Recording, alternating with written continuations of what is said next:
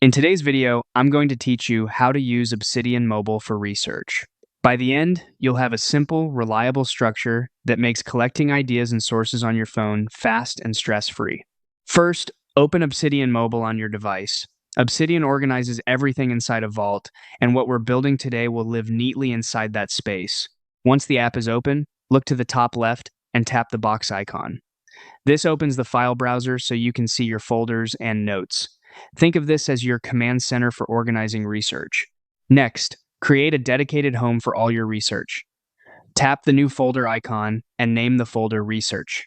Keeping a single, clearly labeled place for your research makes it easier to find things later and prevents your notes from scattering across your vault. Short, memorable names work best, and you can always adjust them later as your needs evolve. Now, open the Research folder and create another folder inside it called Topics. This simple layer gives your research a natural hierarchy, a main research container, and inside it, a place to group individual subjects. Keeping subjects grouped under topics helps maintain focus and avoids mixing unrelated material. With that structure in place, go into the Topics folder and create a new note. Title it AI and Education.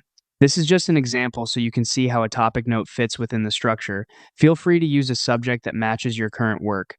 Clear, descriptive titles make searching faster and help future you understand what the note is about at a glance. That's it. You now have a research folder, a topics folder inside it, and your first topic note ready to go. This setup is intentionally lightweight, so it stays flexible whether you're capturing quick thoughts, saving references, or outlining deeper work. If you already use syncing, this structure will carry across your devices, which makes picking up where you left off effortless.